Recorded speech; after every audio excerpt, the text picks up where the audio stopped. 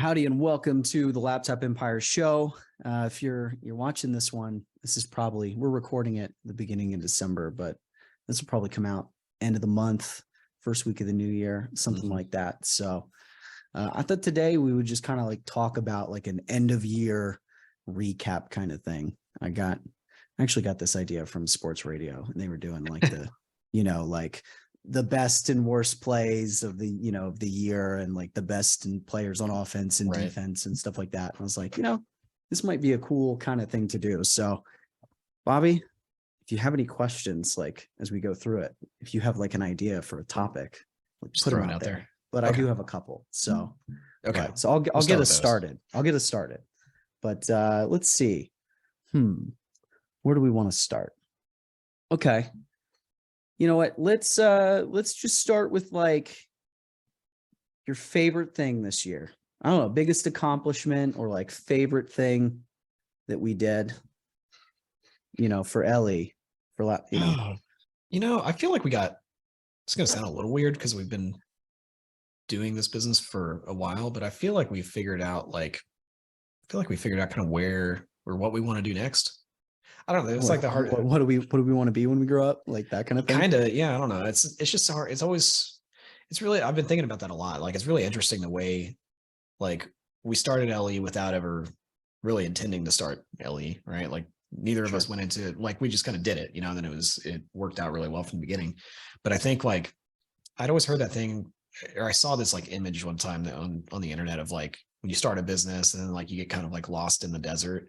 And like, and then you find out what you're doing. And like, I feel like, I don't necessarily feel like we were like lost in the desert, but I do think it's just like, it's hard to figure out where you want to go sometimes, like what's the next move and all that. And I feel like we've had some good conversations about that and tried a lot of different things. And I kind of feel like where we're going next with like, multiple products and I don't know, just kind of doing more content like this. I think that's a really good move for us. So yeah, I don't know. That feels like the best thing for me. Yeah. I was telling somebody, I don't remember who I was talking to, but I was telling somebody the other day, like we're kind of like leaning into the stuff that we do well.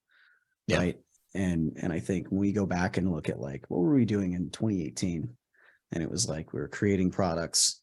We were talking on podcasts and like, creating content, doing those kind of things, focus on the community and that kind of stuff. And so it's like, we're kind of like leaning into that more and trying to go, okay, like, let's get back to that baseline. And then how do we like amplify that? So, yeah. I think, dude, like the biggest thing, I'm not getting into a regret here or anything, but like, I used to create a lot of content. I've really thought about that. I'm like, how was the Facebook side hustle course how was the audience like so excited about it? Because like it's hard to repeat that. Like, and I think for people that don't know, I mean, like we did $136,000 in our first weekend as a company. It's like obviously you're not going to be able to just recreate that kind of success with every single thing that you do. But I'm like, I've been thinking a lot, like what was it about? Like, obviously the offer was great. We had, great sales copy, product was great. I think just like you and I, like our different backgrounds, everything worked well. But I used like the Millennial Money Man audience that we launched it to was like, used to be so much more engaged and we're kind of starting to get back there now. But like, I used to just create so much more content and I don't know what happened. Like, I feel like in 2020-ish, I guess it's the pandemic. I don't really know. I just stopped creating content. Like I just didn't want to do it. I've been so like in the business, like focusing on like the funnels and like, same thing with us here. Like we were just like creating new products and doing all the stuff. And like, we kind of like didn't do the audience stuff at all. We stopped the podcast. Yeah. And I'm like, I don't know why that happened. But now it's like, well, crap, it's so much easier now to reach people than it ever has been. Well, it's like, no, I guess we should do it.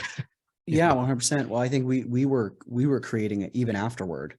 Like it started off with the Millennial Money Man audience, but we were creating so much content. Yeah. When we first started, like that first year, we were doing live trainings all the time. We were doing podcasts once or twice a week. We were, I'm trying to think what else. Like there was the YouTube channel. I mean, that we really kind of shut all that down. It was timed with the pandemic. I don't think it was because of the pandemic, but I look back on that and I go, we were doing a lot of things. And so, and I think and this kind of goes back to like, we're going more into like what made us successful. Yeah. Right. Because I think we really reached a stage where it was like, okay, we're here now. And what do we have to do to get to the next level? And it's strange because there is this thing of like, what gets you to point A those same things don't get you to point B. And those same things don't get you to point C. Like each level, you have to let go of some things and do some new things. But there was this element of like, we were like, what are we supposed to do? Like, what do we need to do? And it was almost like you went too hard. Like you let go of too many things and and we're trying to do what we thought we were supposed to do instead of like what was giving us energy and what we were doing well. But I also think like we had so much going on. And so part of that element of like, what are we supposed to do is like, we were like, we need to focus more. Like we're all over the place. Like we need to focus. We need to like, hone in, and not have so many products and all of those things. And I think we're in a different place now of being able to manage that than we were then. But like, it was, we need to focus on less things, do better at those, take those things to the next level. And then it was just, I think there was this element of like burnout too, of like, we're doing so much, like we need to cut back or we don't have time to focus on the business stuff we wanted to focus on. So like what has to go? And I think it was, there's this element of when you talk about the content of like, we're creating all of this content and we have no way, and you were doing this with Millennial Money Man and we were doing this to Ellie, where it's like, we have no way to like attribute profit to that. Right. Yeah. And so it was like, well, if then, is this where really the best place to spend our time? And then in hindsight now it's like, okay, there's this, you can't always see it, but there's just this value of people seeing you everywhere, of people listening to you in the car every day, of like every social media platform they look at. We talked about, our buddy Chris. We feel like we always talk about Chris on this podcast, but for a while there, he was doing some social media stuff. And it was like, I got to where I was like, I'm not going to open a social media app because it doesn't matter what platform I go on. Like, I'm going to see that guy's ugly mug, Yeah. But there's some value to that. So I think, I don't even remember how you got to that, but I do think, it is easier now. Like, it's like the right time to get back into it or to start it if you've never done it. I think so. I mean, and we're late to it, and it's one of those things like we used to do the podcast, but it was audio only. But even like 3 years ago, maybe 4 years ago, it's like everything you did was so much harder. Like it was like now we could just record this podcast. We might record for 30 minutes and then it gets like, it's going to get clipped up. It's going to get put on to a bunch of different social media platforms. It's going to go all over the place. And we didn't have to put much time into it. And it wasn't like that before. So maybe that's why, like, I have a much bigger appetite now for like creating content. And I just think it's the one thing that's like, we just should be doing. Like even like you see Grant Cardone doing this stuff and he's been talking about it for a long time. He did it with paid a lot. Sure. But like his whole thing is like, just doesn't matter what it costs you, like put money into just getting out in front of people because you just have so much top of funnel awareness if you do that. And that's one thing I think we've been missing. So I'm glad we're doing it now. Yeah. And I think this kind of goes into like, I know you're saying like, hey, this isn't like a regret, but I think, and I haven't even talked about my answer to this yet, but like if we were to jump ahead and like say like what's your biggest regret or the thing like you'd wish you'd done, like content is the answer for me, hands down. And that's like Laptop Empires and personal. And I know you feel that way with Millennial Money Man too, because of all the moves that y'all are making. But I'm like, like I'm 8, 9, however many years into this thing and have done a lot of things well and a lot of things right. And like one of the big things that I sacrificed because I was just trying to balance time with the kids and being a stay-at-home dad and all that was like, I didn't create a lot of content. Right. And it didn't make sense. Like for me too, it was like, I've always been, and I still don't know the answer to this, like, but I've always been kind of like, I didn't want my kids in the stuff, where I'm not sure how I feel about that now, because I do see certain people that I like how they do their business and their kids make appearances and things, but like, and my kids have always shown up in our private communities, when we're doing, well, they've shown up on podcasts before, but like they've shown up in coaching calls and things like that. But I've always been like, I don't know if I want to create content with my kid there, so I didn't do a lot of that. And now I'm like, man, I wish we hadn't have stopped the YouTube channel. We hadn't have stopped the podcast. I wish I had been creating content, when I was starting out. I did with my fitness business back in the day, so I think it's kind of interesting. You brought it up. It's kind of another topic but it's like, yeah, we're doing that. So like, that's a big change we're making. But definitely one of the things that like, it's like, man, I wish, hindsight's 2020. Yeah. And it's good that we're doing it now. I always pull us off track. You could do your answer now. No, it's fine, dude. It's see, and this is the other thing. Like we're talking about like why it's easier. Like, if you're listening to this, if you're an old listener, you're going to see like a big difference in the content now from then, because like we used to sit down and it was like, this is the topic we want to talk about. And these are the points we want to hit. And that's not what we're doing now. Like we're trying to make things easier. And so it's like, okay, here's the general topic we want to do. And then like, let's just see where the conversation goes. Right. And honestly, like, I think our ramblings in previous, like old content, like, I feel like that's the best stuff, It probably is. Or even in coaching calls, so, so yeah, it's not a big deal. Okay. All right, cool. Here's a rambling too. Like if you're trying to create content right now, like, and like, this is one of the reasons that we don't mind going a little off topic or letting the conversation go where it goes, because it's a different ball game than it was, a few years ago. Like when we started the podcast, like if we had wanted to go hard on social media and YouTube and whatever, like it was very much blogging and everything too. It was very much like you needed to have the right topics and you had to follow certain strategies to rank, and you had to be strategic with like your keywords, like all these different things. And, it kind of goes to our first episode. We came back, we're like, thanks TikTok, it kind of changed everything. Like that's not the game now. The game now is just like put out content and see what hits. Yeah. And then double down on what's working. Right. Because you don't know. It's about attention and retention, and so like, you don't know, like sometimes it is the random thing that's going to hit. And so you just got to try a lot of stuff, which I think like makes it easier. Like if you're wanting to create content, take the pressure off yourself, like just create something, like you can figure it out later, instead of like that perfectionist feeling of like, I have to do the perfectly optimized piece of content every time. Yeah. Well, it's just so easy too. Like we're going to do this. And then it's like, one of us might say something cool, or we might have like 1 30-second conversation or 15-second conversation. That's going to get clipped and shared out. And so it's like, you can kind of ramble about whatever and like pick out the good parts. But one random thing might hit 1 million people. And you're like, what the hell was that? Like, how did that happen? Before, just one last piece on this. I have noticed too, like the game is a lot different, but I've realized like I have changed in how I consume content now. And probably everybody has. The biggest reason, like, so I like to cook, and Mike, I know you do too. Like, I used to look up recipes on Google. I don't anymore. I watch them on like Instagram now. Yeah. Not even YouTube, not like social, like either TikTok or Instagram, because then it's just like, it'll pop up in my feed and somebody's like, here's how you make the perfect chicken noodle soup or whatever. And then it's just like a 30-second video and the ingredients are in the comments. And like, almost every one of the meals that I've made that's like a new recipe has come from that. And you hear a lot about how like younger people are searching, they do their search on TikTok now instead of searching on Google.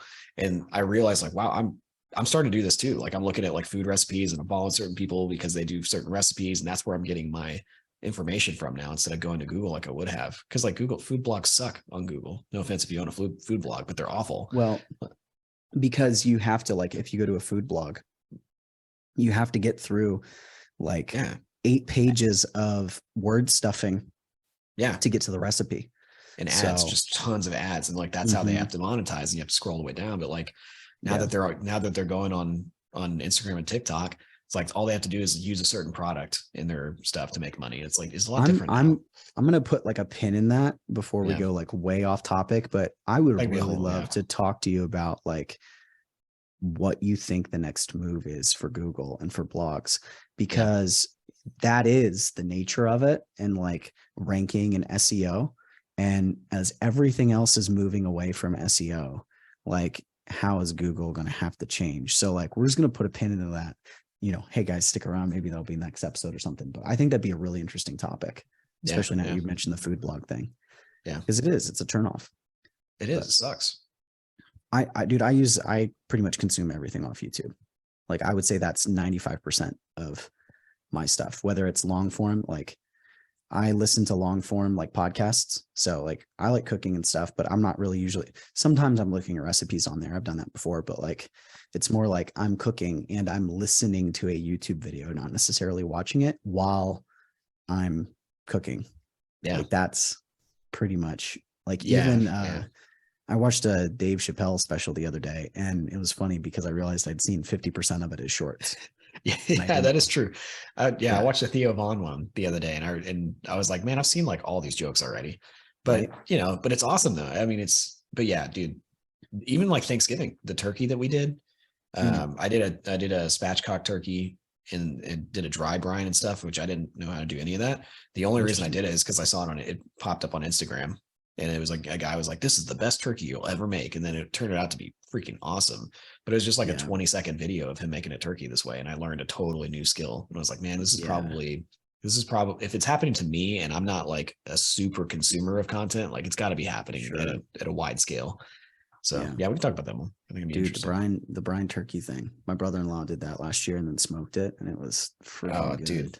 Yeah. It makes the skin so crispy. It's almost like I still like frying. Frying a turkey is my number one. That's my favorite. But this is like if you want a crispy skin like that in the oven, like do a dry brine. That's the way to go. So my folks are coming up tonight from Houston. They were, we were down at the beach for Thanksgiving, like the week leading up to Thanksgiving with my wife's family. And then we were coming home Thanksgiving Day, and my parents were going to come here and spend a whole long weekend with us, but we were all sick. And so I told them not to come. So they're coming up this weekend, and, it's like our Thanksgiving, but I don't really want to deal with the turkey and everything. So we are, the big things we got planned is, Katie's already decorated for Christmas, but we're going to do the tree when they're up here, the Christmas tree with the kids. I think that'll be fun. And then I'm just going to do steaks, man. Like, I'm not sure yet, like ribeyes or strips, but I'm going to get some like real thick steaks and grill those up. But then I'm going to do like all the sides. Like I'm going to do the mashed potatoes, the broccoli cheese casserole, the desserts, whatever. I just like, we're going to have steaks instead of turkey. I just feel like, to me, like I would prefer that dinner anyway. You kind of miss out on the leftovers, but it's a shorter weekend, so we're not going to be eating a ton of leftovers. So anyway, I think it's the way to go. I got to go shopping later today because that's the plan for tomorrow. Yeah, sounds good. You ribeye or strip guy? I like strips. We actually almost always get fillets though, because we have thankfully we have a really good butcher shop like 2 minutes from our house. And they have these 6-ounce filet mignon bacon wrapped steaks. They're like, pre-inflation, they were like $6, but now they're like $8. But they're good though. Yeah, they're awesome. And so like we'll just go pick up a couple of those. We tend to do that more often, but I'm a strip guy. I don't really like a lot of like steak fat. Like I don't like to just eat fat, which a lot of people do. And I've just it's never been like my jam. I love New York strips, but I love the rib cap on a ribeye. It's like the xylophone meat, where it comes in and out. So you like the fatty part. I don't. Yeah. If I go to a nice restaurant, like if we go to a steakhouse, I'm getting a strip usually. I'm not a big fan. Katie and I don't do steakhouses a lot because like she'll be like, why would we spend, $40 on the steak? And she's like, I would rather, eat one that you cooked, and I'm not like saying that like I make, I know that is like, that's not like a humble brag. Like, I'm not saying like I'm like the best, at cooking a steak, but it's just like the cost for like how good it is. Yeah. You can make like that. I don't know. I can't personally make a steakhouse quality steak. I guess I should try to do that. We don't eat steak enough to do that, but like maybe I should try it. But I do like going to a steakhouse like once or twice a year. But I agree, it's like it's not something I want to do very often because like For me, you, it's the experience of it. yeah, Like we're gonna go, it's a fancy dinner, we're gonna get a bottle of wine. They're gonna have like, you have to pay an extra $20 for your side, but it's like bomb, oh, and they're then you always get the like a outsides. slice of cheesecake or something, like it's more about the whole experience. Like usually the steak is like the downer of that experience. Maybe I'm going to the wrong steakhouses, but I feel like when we were in Fort Worth, like we went to some really freaking great steakhouses, but Oh, it I was bet, just yeah. like, still we've gotten way off, but see, this is fun though. This is fun. Yeah, And we're going to have, the one random dude that's going to leave a review. It's going to be like, I don't give a crap about your Thanksgiving and your steaks and blah, blah, blah. And then we're going to have watch. 10 that are going to be like, hell yeah, I'm a New York strip guy. That's what's up, Yeah, dude. I did a post in another group the other day or last night. It's like the stuff that people, I don't know. Sorry, let me get back to what I was saying. I did this post and it was like about the top 5 sitcoms of all time. Because my wife and I we were watching The Office last night.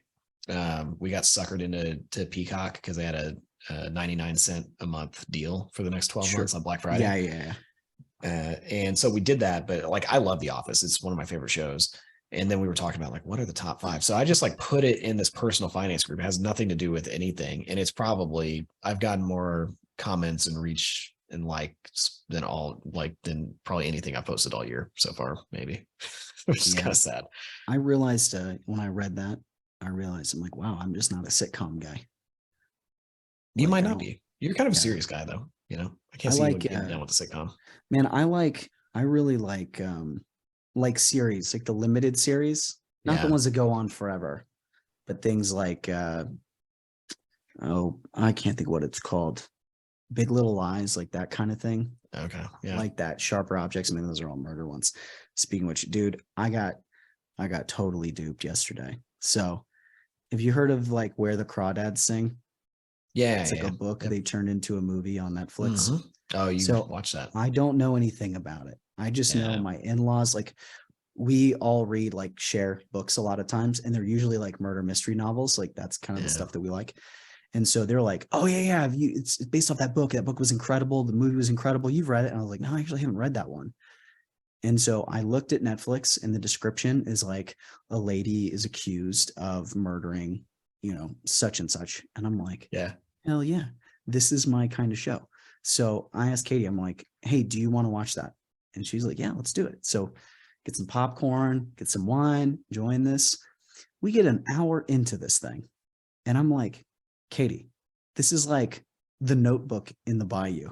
Yeah. Like this is not, this is false advertising. I'm like, look at the description. And we get through the whole thing and we get done. And she's loving it, right? Like this is her kind of movie. And I was like, I feel like I got completely duped. Like everybody's telling me how great this is. I'm thinking it's one thing. And you basically just like tricked me into a rom or whatever. I don't know what the category is. It almost got me too. So like the other day we were watching same thing. We were trying to figure out what are we going to watch. And like that popped up on Netflix and I was like, that looks awesome. Like that looks like a great like thriller kind of thing or something. And so I was like, Coral, do you want to watch this? And she was like, what that is, don't you? And I was like, no. And she's like, you don't want that show. She's like, that's because she's told me about the book before. She's like, you don't want that. I don't think Katie knew either that or she led me on. But yeah, I should have known. I almost fell into that trap too. So don't feel bad. Yeah, don't feel bad. Because I always want to watch like Along Came the Spider. Like I love that's like an old Morgan Freeman, like the book, murder book. And anytime anything like that, I'm like, you want to watch this? And she's like, nah. It's not really. Yeah, Coral's not. I should have known, but it was literally like an hour into it. I paused it and I'm like, this is all a lie. Yep. Anyway, so man, we've gone everywhere. I think my favorite thing this year, and I actually don't know that we started it this year. We might have started it in 21, but figuring out like our money stuff, like understanding, implementing profit first, getting our tax stuff figured out more so than we had. Yeah. Figuring out like, what do we want to achieve? Like setting these like crazy goals like we did early on in that process. Yeah. Like I think that to me is like the biggest thing that we've done. And I feel like what you said about, I don't actually remember what you said for like the biggest or maybe it was, you were talking about like us figuring out like what we were doing. Like, Yeah, I think so. Yeah. yes. But I feel like even figuring out the money stuff like helped us figure that out. Oh, I think so. So like, that's my Yeah. thing. Yeah. Yeah. Shout out to Jess over at the So, Bottom Line CPA. Yeah. And she, I mean, honestly, like she was just somebody that was recommended to us by Chris, and Chris. she works with a ton of like basically like her team goes in and they manage your books. And we did some coaching with Jess, who kind of helps you implement the profit first stuff. But like she works with a ton of online businesses, and I agree. I think that was like a fantastic move by us. And I've told people, I've told friends of mine that are like in masterminds with me about that stuff, and they're like, "Nah, I don't want to do that." I think there's a little bit of like a not negative connotation towards profit first, but I think people are just like, they don't quite understand it. But I think it's been good. It's just a really clear system for, figuring out how you're going to pay yourself, how much profit you're going to take, all that. Cause that's like one of the weirder things about business is like, learning it's like how to allocate how much money you Yeah. can spend on operating expenses, on subcontractors, on, paying yourself, like how to use and invest profit. Like Yeah. that's a huge thing to learn. And I think it's probably the big thing that like keeps people from, like, you can hustle to 7 figures, like you can hustle to $1 million. Yeah. But beyond that, like you have to start figuring things out. Yeah.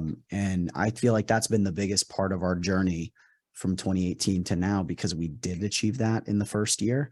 And so everything since then has been going through like common mistakes of like, and to try and figure things out. So it's like, we finally feel like we're going into 2023 with stuff figured out, and like we've made those mistakes and like to go to the next level. But Yeah. like learning all that with the finance stuff, and it's this concept too of like, the reason it's called Profit First, for those of you who've never heard of it, and like this is a book, like you can go read the book, but it's this idea of like, when you are building a business, like making sure that your family gets fed before you do anything else, like making sure that you are paying yourself, because we all have this tendency. There's 2 things I feel like we do. It's like when you come into a big whoosh of money, you tend to like just like take the money and go use it for things. But then when you're in a normal growth period, like you tend to sacrifice taking money out of the business in order to invest in things or to grow the business. And so, and that can lead to you not ever really growing your income, or having one of those businesses that's high revenue and like you don't make a lot of money. And so it's just like, it's cool in the sense that like, we know like when we look at our income statements and it says like, we've made this much money, like even if you were in a situation where you made, like, you broke even, right? You've already paid yourself. So like when we look at our stuff, no matter what the number is, no matter if like how high or low the profit is for that month or that quarter or whatever, we got paid a baseline, right?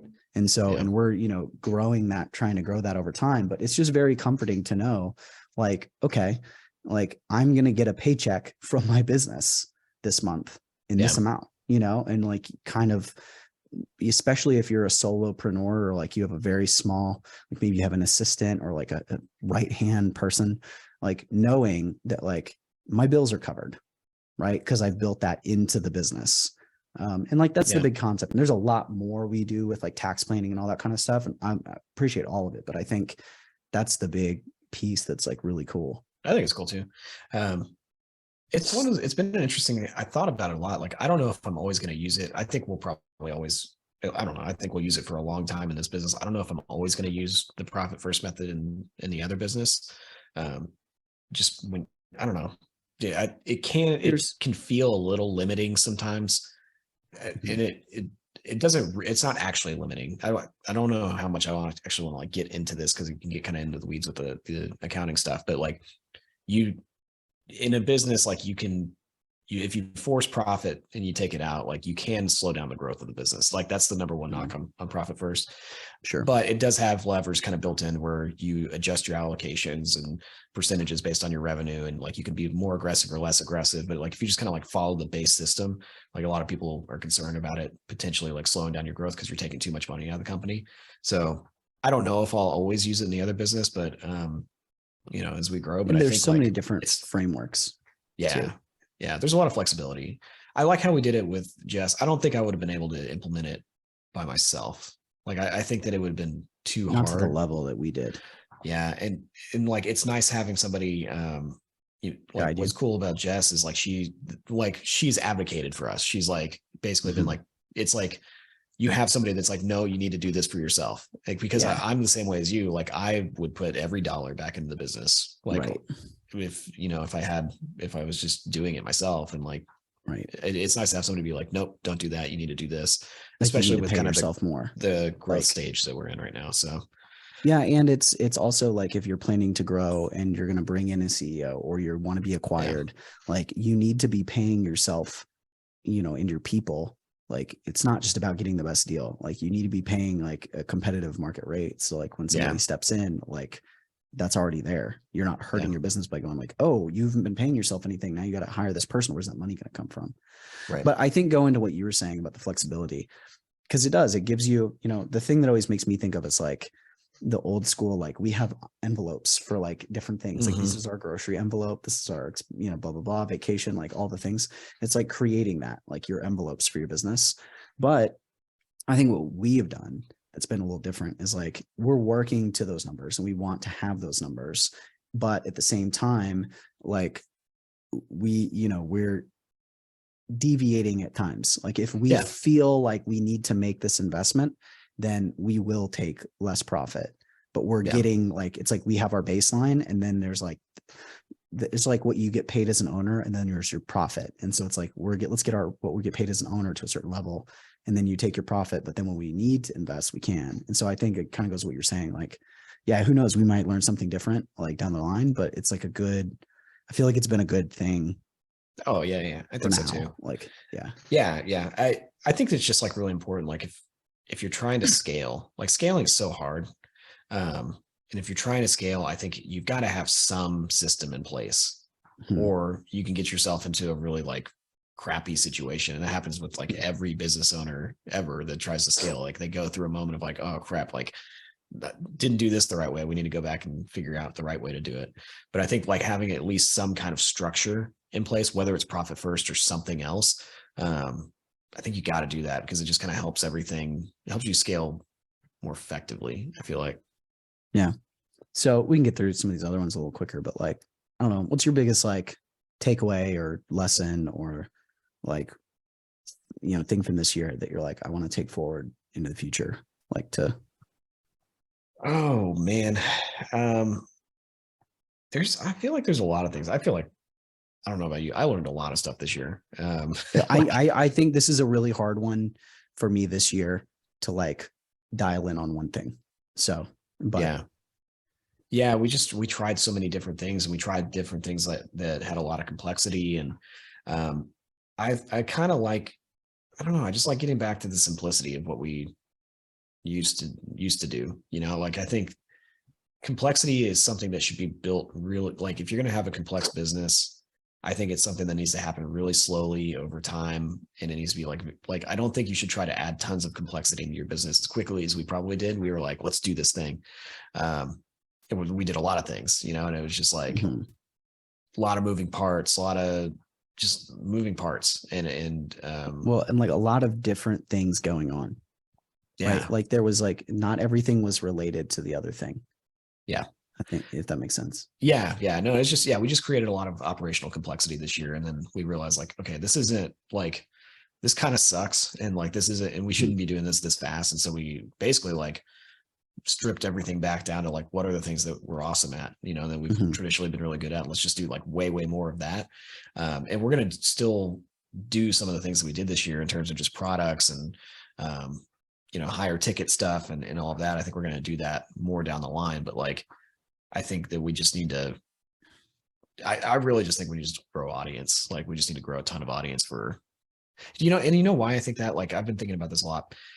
I've seen so many people, like you and I have really focused so much on like the details of like how to be really good marketers and like how to build really like I'm going to say complex, fancy, effective sales funnels that like have all these different things that happen, conditional triggers and all this different stuff. And then I see people that just have massive audiences on like TikTok that have the worst looking funnel. Like you can tell that they don't know really what they're doing. They don't know what they're doing, but they're just shoving so many people into the top of the funnel that it doesn't matter. And so like, that's what I feel like that's what we needed. We have great funnels and like we have great knowledge around how to do sales funnels. We just need to shove way more people into them, and it's just like that audience, I feel like fixes everything in an online business. So maybe not everything, but it covers a lot of weaknesses in online business. It is the I mean, this goes into like what we were talking about earlier, like not regret, but like, it's just, there's so many reasons why you should be building an audience. Yeah. Like for one, like it is a security blanket. Yeah. Right. It is like, no matter what happens in your business, if you have an audience, you can make offers. And if you can make offers, you can make money. And so if your business will go through ups and downs, and if you reach a point where like you're not making as much as you were in the past for whatever reason, like if you don't have audience, like you have to go the hard way to like build your income back up. If you have an audience, you can just kind of like, you can just make offers as needed. So I think there's that, but I think then also like when you do have offers, you do have good established offers, like your earning is dependent on your lead gen. And so like if you don't have the lead flow coming in, like you're not making as much money. Right. And so like you want to have like, that needs to consistently be growing. Like the lead flow needs to be growing. And it's not just about like list size, like the bigger your audience, the more money you're going to make. But like, there's also kind of this recency thing, right? Like you're going to have people that joined your list 4 years ago that they are now learning from a different person, right? Because we all change, just like you and I have that. Like there's people that like we looked up to or like followed in the past that we don't now, and like new people that we look up to, like those kind of things. And so you always like, if you're just thinking like, oh, I built this up in the past, so I'm going to rely on it, like that's not going to work, because those people are going to drift off and do something else. You need to have new blood coming in. So yeah, there's just like so much to that. And man, I saw this like firsthand with like a client, that had built a really good coaching business, and we were running Facebook ads, for him, and he was steadily growing and doing all of the things. And I do think like having the paid traffic is important. You can like just turn it off and on. But when he went viral and then his audience started to blow up organically, he went from 20K a month to 100K a month, like in 30 days. And so the potential there to blow up is like much higher. And so like you want to have both, right? But it's like, it is like I'm trying to get all of my clients, all of my agency clients to like put content, like do YouTube shorts, do TikTok videos, like just do it. Because if you just do one a day, it'll take you 5 minutes and you might add $80,000 in recurring revenue to your business in a week. Like one of my clients did. And if you don't, you're still going to see massive growth like over time, but it's just like anything can go off. So like take advantage of that. Yeah. No, I totally agree. I'm all in on it. It's the only thing I'm focused on next year. Yeah. Yeah. Well, yeah. I say that. I'm doing a lot of different things, but that's just, I don't know when I had that realization. I was just like, this is the only thing that matters right now. Because you see too, like look at the people that we've known or have like known of that were so built so much on paid traffic, and how this year have like really gone hard in content, and it's just because the opportunity, part of it is the opportunity. The opportunity is there.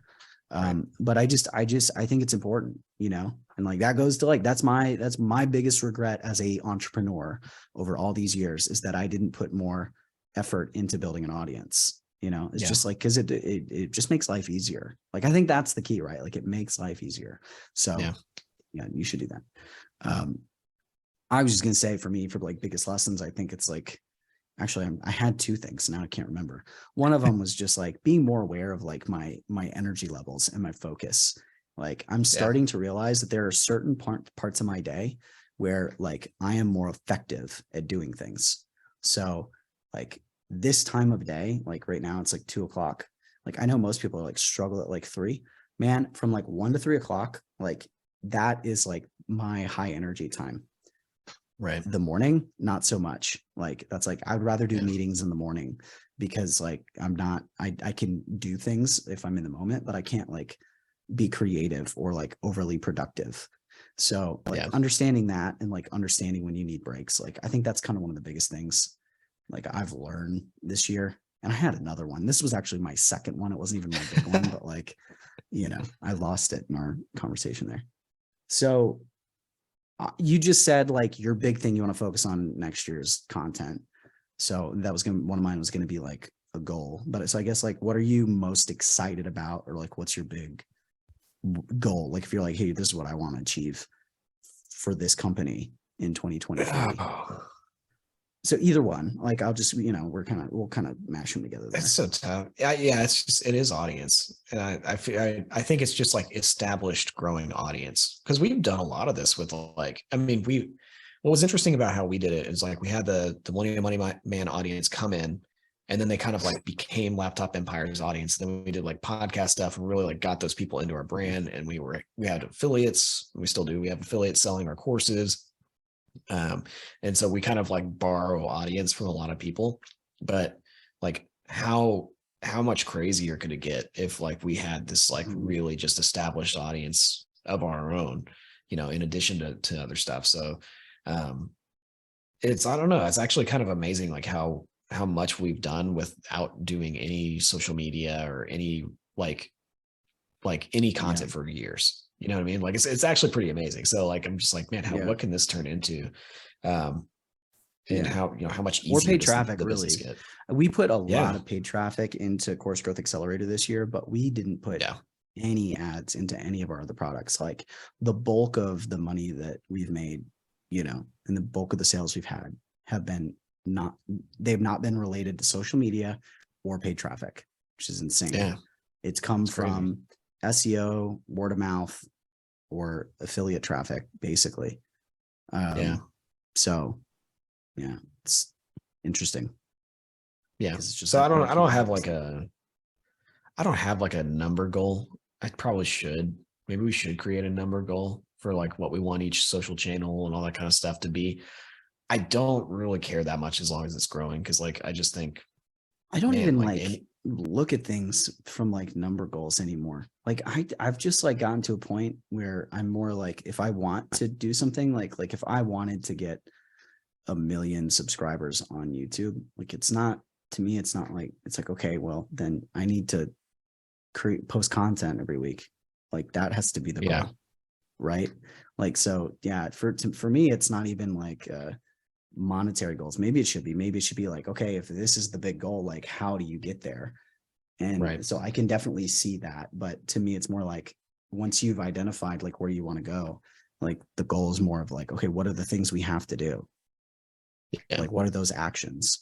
So I don't have a big one for this either. I think, to me, I'm just like excited about, like, we've gotten to the end of the year where it's like we have this kind of general direction that we're going now, and kind of like the people and that kind of thing. And it's like, I'm just excited to see where it goes.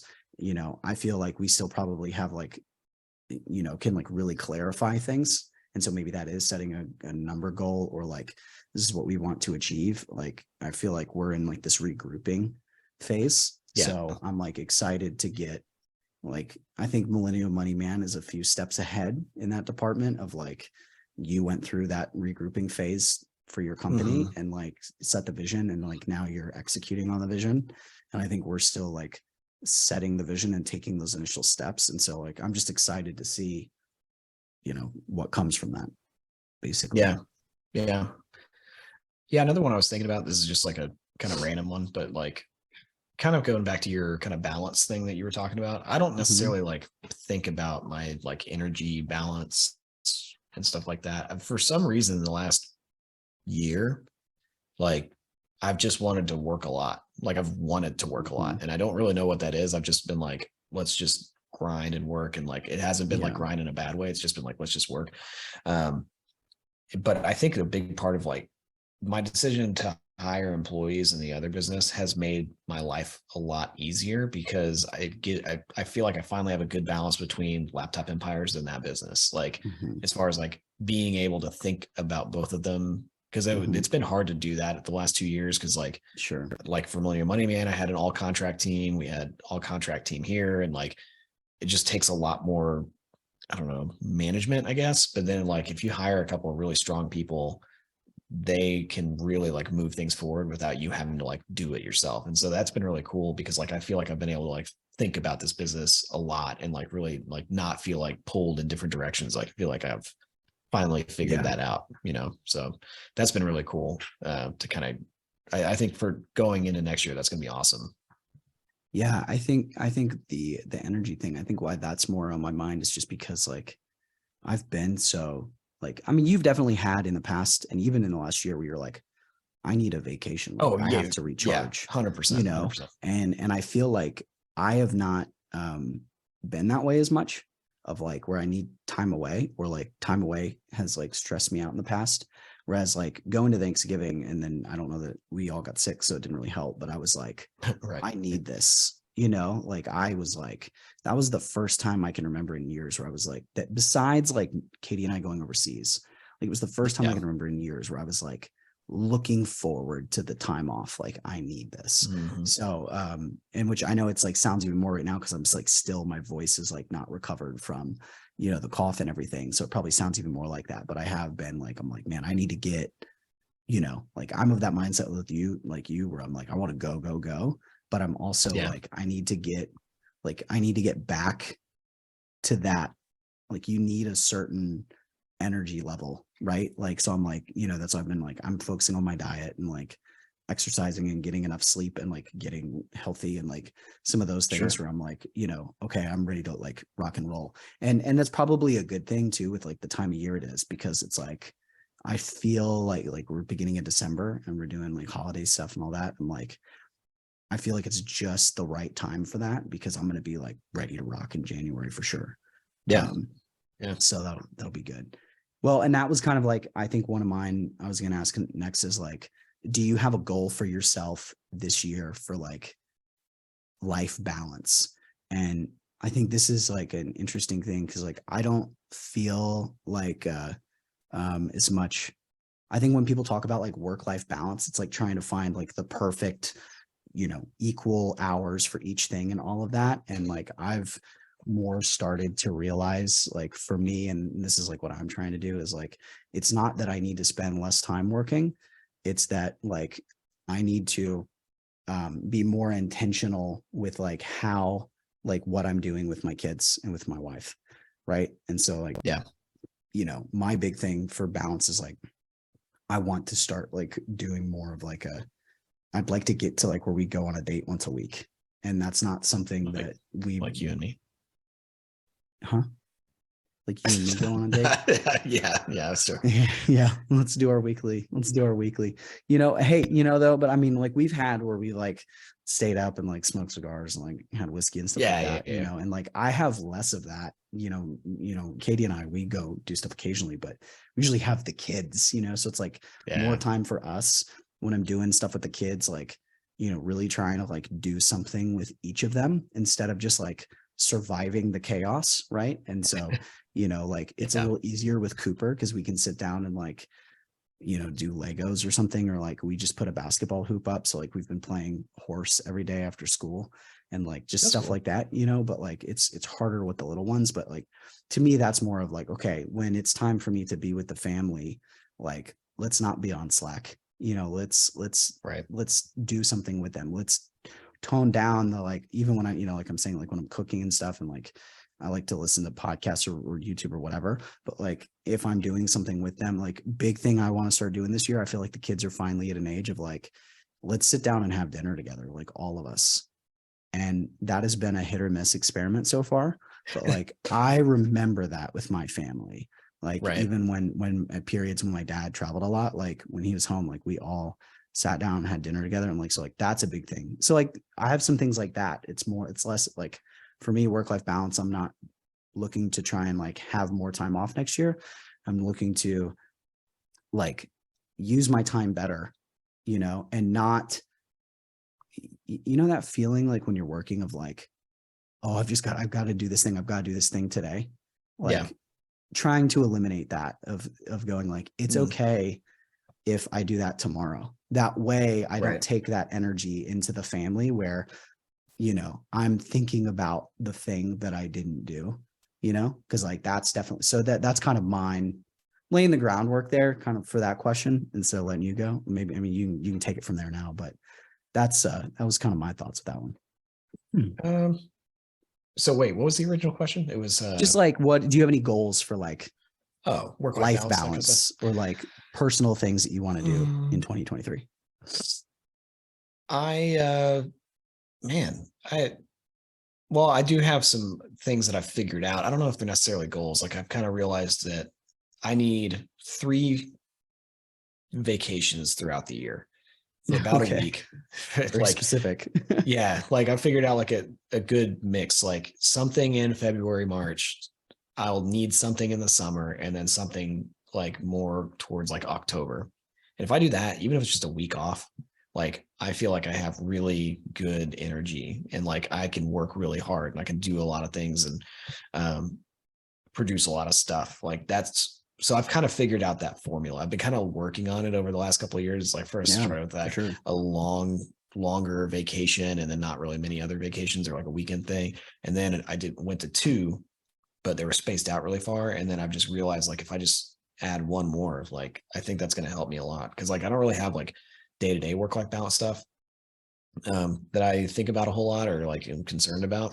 Cause I like putting a lot of work in now for some reason, but yeah, I think it's just like spacing out the vacations. And I do think a big part of it for me too is like I do a lot more group working now, and like we started doing team team meetings with Laptop Empires, and in the other business we do a lot of like everybody gets together and we have like a work hour kind of thing, a co-working call, and that's given me a lot of energy. Like I've just realized like I'm like super introverted, but like I do get a lot of energy from working with other people and like It's so funny because like just I don't know, it's always been interesting like the dynamic of our personalities because like I'm the more extroverted one, you're the more introverted one, and I feel like over time like you've been more drawn to people and I'm more of like I need to go away and like think about this or figure this out on my own and then come to the conversation.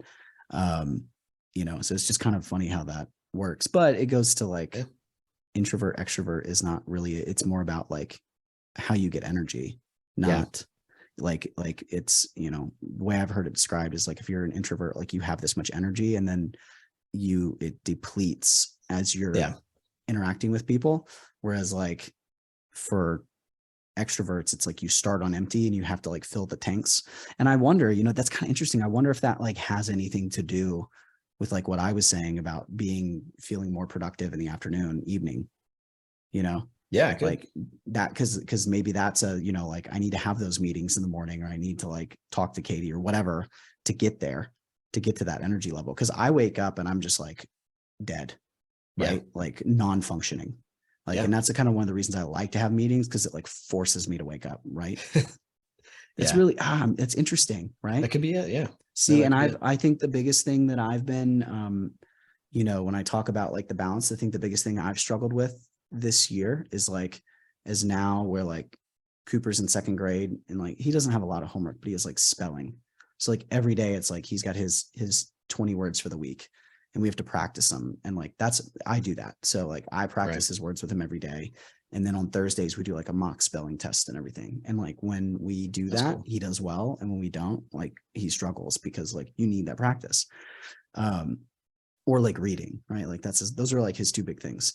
But so it's like a lot of my evening time, or really say from like 3:30 on, has turned into baseball practice, or now I'm going to be basketball, or homework and like that kind of stuff. But like, those are my best times, so it's like, I'm trying to figure out like, how do I do my best for my business? But when the most important times for me to be with my family are really my productive hours. Like that's the big thing I'm trying to figure out. Yeah. See, I'm not there yet because I only have one kid and he can't really do anything.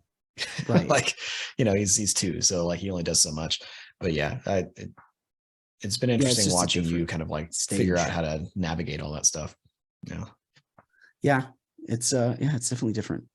Well, man, I mean, beyond that, like, I guess my last one, and this is kind of like, I always think of you with this stuff. You're much better at this than I am, but like, just like a gratitude thing. Like, what's something that you're like, man, I'm so glad that like, I'm grateful for this year, looking back.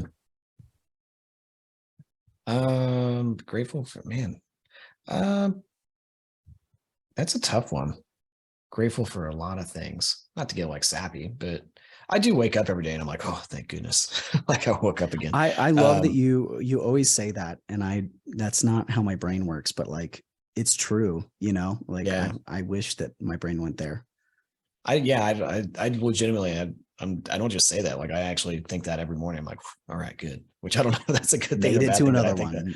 Yeah. But I mean, I feel like, I've been like I get like really wrapped up in like where the businesses are going and like, am I on track? Like, am I doing the right thing? Am I being a good leader? Am I being a good boss? Like, are we doing the right thing? Like, I get wrapped up in that stuff a lot, but I think like what I'm just pretty thankful that like I get to do this. Like, I think about that a lot. Like, I used to have such a crappy job, like, and there's so many people that are trapped in really crappy jobs. And like, we've been able to help a lot of people get out of that, And I think both of, all the businesses, like we help people kind of build these like cool lives for themselves. Like, so that's, I don't know. I'm like grateful for that, I guess, that like, no matter what the businesses do, like, I'm very lucky that this is what I get to do. Cause a lot of people would kill to be able to do stuff like this. To be able to have these conversations, like, when do I have energy? When do I want to work? What kind of work do I want to do? Like, what do I want to spend my time on? How do I want to build this? Do I want to have a bunch of people on a team? Do I want it to be more, like, to be able to have that kind of like autonomy for your own life is pretty incredible. Yeah, it's pretty awesome. It's easy to get lost in that though when you're an entrepreneur, like or to forget about that.